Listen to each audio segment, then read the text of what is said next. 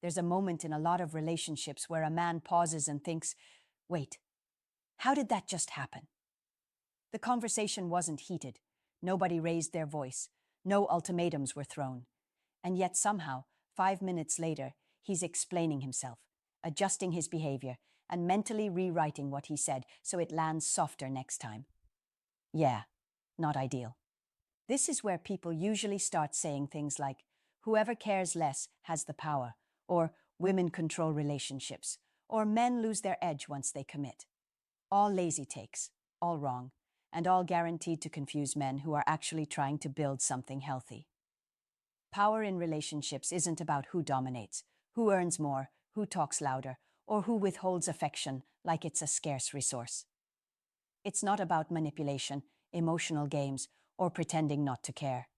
Real power is quieter than that. It doesn't announce itself. It doesn't threaten. And it definitely doesn't beg. Most men miss it because they're looking for control instead of influence. They're trying to steer the relationship with force when the wheel is actually being turned by something far less dramatic and far more psychological. So today, we're clearing this up properly. No blame, no gender wars, no fake alpha nonsense, just the uncomfortable, practical truth about who really holds power in a relationship and why it's probably not who you think. Yeah, that happened. Why most men misunderstand power in relationships. Most men grow up with a very specific idea of what power is supposed to look like in a relationship. It's framed as leadership, decisiveness, being the rock, being unshaken, having the final say. The guy who knows where things are going. The guy who doesn't hesitate. The guy who's in control. Sounds reasonable. Also quietly destructive. Because what usually happens is this. A man believes power means steering the relationship. So when tension shows up, he leans in harder. He explains more. He justifies himself. He pushes logic like it's a crowbar. His tone gets sharper. His patience gets thinner. His confidence, ironically, starts leaking through his ears. And just like that, his discipline clocks out for the day. The mistake here isn't effort. It's the assumption that power comes from directing outcomes. In real relationships, power doesn't come from who wants things to go a certain way. It comes from who stays internally stable when things don't. Picture a simple disagreement. One person feels misunderstood and starts over-talking, clarifying, correcting, rephrasing. The other listens, pauses, doesn't rush to defend, doesn't escalate. No theatrics, no shutdown, just calm presence. Influence shifts immediately, not because one person is smarter, not because one person is cruel, but because emotional reactivity always hands the steering wheel to the calmer nervous system. That's not a personality trait, that's biology. Most men never notice this because they're busy trying to handle the situation. Meanwhile, their anxiety is already in the driver's seat, making decisions on their behalf, sending texts they'll reread later and think, why did I word it like that? How rude. This misunderstanding leads men to do one of two things. They either over-accommodate, slowly reshaping themselves to keep peace, or they swing the other way and become rigid, thinking emotional distance equals strength. Both approaches backfire. One creates quiet resentment. The other creates emotional disconnection. Power isn't authority. It isn't force. And it definitely isn't emotional shutdown. It's steadiness under pressure. And most men were never taught that distinction. Emotional investment as the real source of influence. Here's where things get uncomfortable, but necessary. In most relationships, the person who feels more emotionally invested at a given moment usually feels less powerful. Not weaker, not inferior, just more exposed. And exposure makes the nervous system loud.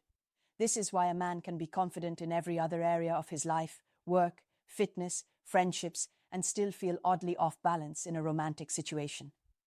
The moment attachment enters the room, logic takes a back seat and his emotional brain starts tapping the glass like, hey, are we safe here?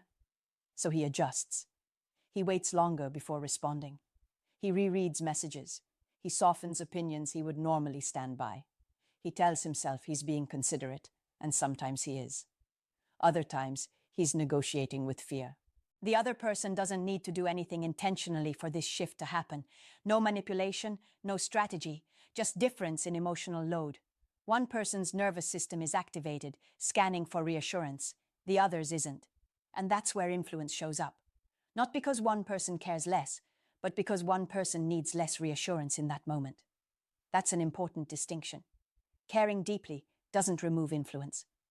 Losing emotional regulation does. Picture a dating scenario where one person is wondering, where is this going? While the other is simply enjoying the present. The first starts subtly orienting the relationship, bringing up future plans, adjusting availability, watching reactions closely. The second remains unchanged. Nobody is wrong here. Nobody is evil. But the dynamic is clear. The emotionally invested nervous system is trying to stabilize uncertainty. The calmer one already feels stable. This is where men get trapped in bad advice. They're told to pull back, act distant, or suppress attachment to regain power. That's not control. That's avoidance dressed up as confidence. Real influence comes from being able to feel attachment without letting it hijack behavior. When a man can stay grounded while caring, he doesn't need reassurance on demand. He doesn't chase clarity through pressure. He lets consistency speak. And suddenly, the dynamic feels different. Not forced, not strategic, just solid. So yeah, bad day to let anxiety drive. What actually makes a man influential in a relationship? Influence in a relationship doesn't come from intensity. It comes from consistency. The men who naturally shape the tone and direction of their relationships aren't the loudest or the most emotionally distant. They're predictable in the best way. Their values don't shift based on mood. Their behavior doesn't spike when they feel insecure. Their words line up with their actions. That reliability does something subtle but powerful. It reduces uncertainty. And when uncertainty drops, emotional tension follows. A man who says what he means, follows through, and doesn't over-explain himself, doesn't need to assert control. His presence already communicates safety. Not safety as in comfort only, but safety as in clarity. People know where they stand with him. Compare that to a man whose responses change depending on how the relationship feels that week. One moment he's relaxed, the next he's distant, then overly accommodating, then defensive. His intentions might be good, but the inconsistency keeps the other person guessing.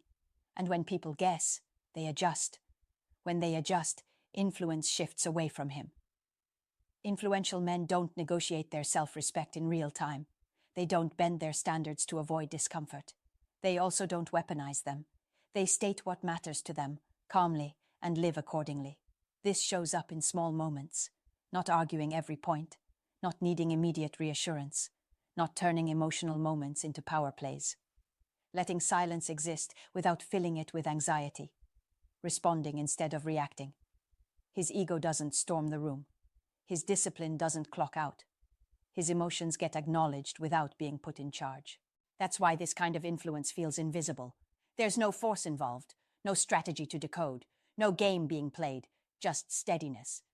And steadiness quietly reshapes the dynamic without anyone having to win.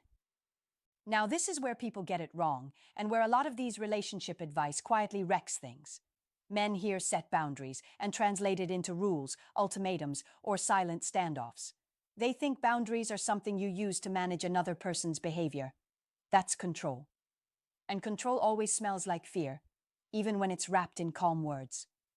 A real boundary doesn't tell someone what to do. It tells them what you will do. That distinction matters more than most people realize. Control sounds like explaining, convincing, negotiating, or emotionally leaning until the other person gives in. It's reactive. It tightens when uncertainty shows up. It needs the other person to comply in order to feel safe. Boundaries don't chase safety.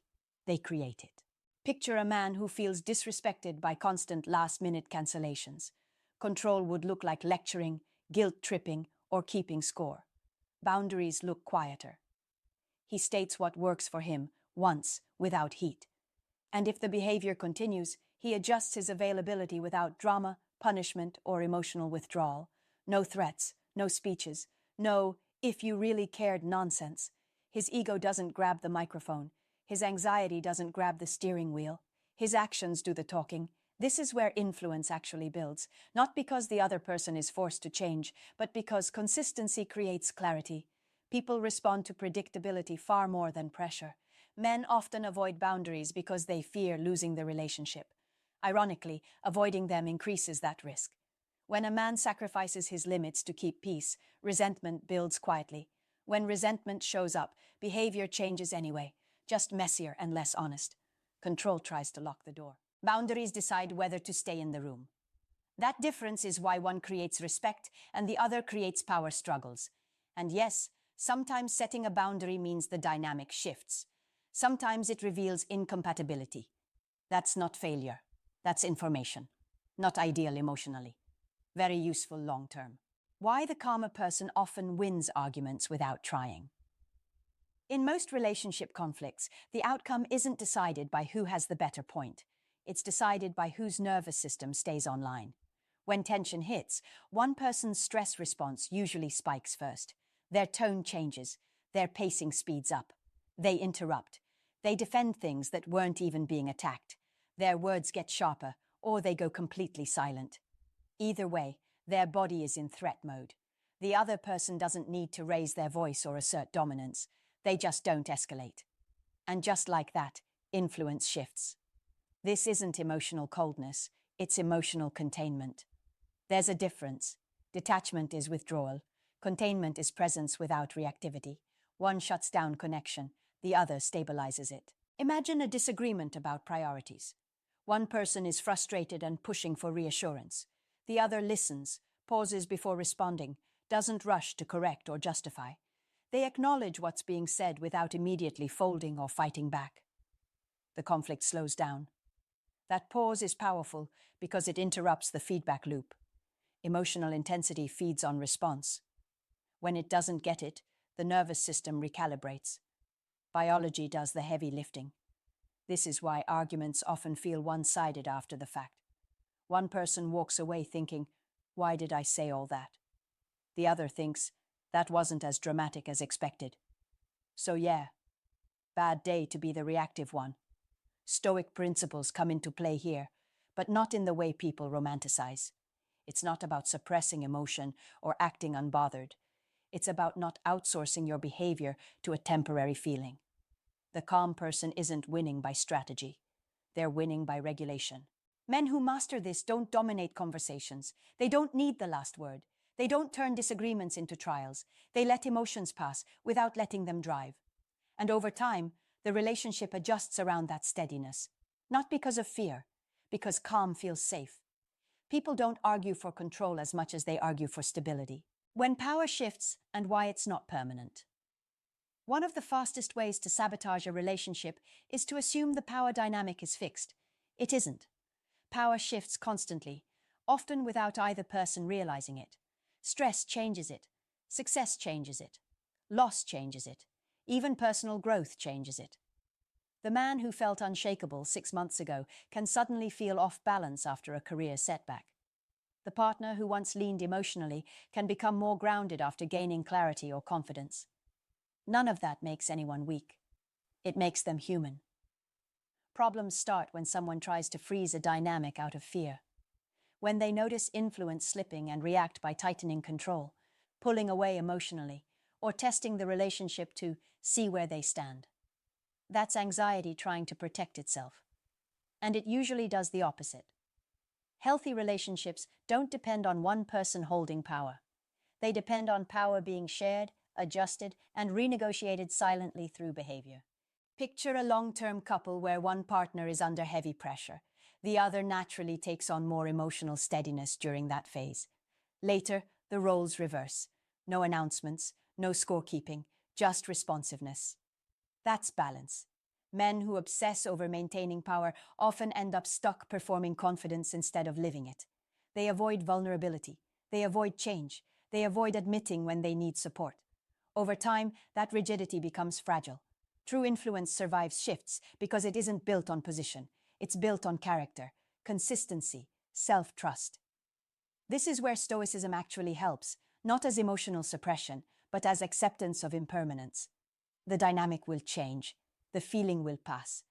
The moment doesn't define the relationship unless someone panics and tries to control it. Letting power move doesn't mean giving it away. It means trusting that stability doesn't come from domination, but from adaptability. Relationships aren't a chessboard. They're a moving environment. Trying to lock yourself into one role is how you lose flexibility. And flexibility, ironically, is where real strength lives. So here's the real answer, without drama or blame. Power in a relationship isn't something you seize. It's not something you defend. And it's definitely not something you keep by outsmarting the other person. Power shows up naturally when a man is emotionally regulated, clear in his boundaries, consistent in his behavior, and calm when things get uncomfortable. The moment control becomes the goal, influence starts slipping. The moment anxiety starts driving decisions, stability leaves the room. And the moment a man stops trying to manage outcomes and starts managing himself, the entire dynamic changes. This isn't about being dominant. It's about being grounded. It's not about caring less. It's about reacting less. And it's not about winning arguments. It's about creating a relationship where arguments don't need a winner in the first place. If any of this hit close to home, say it in the comments. Share what you've experienced, what confused you, or what shifted for you.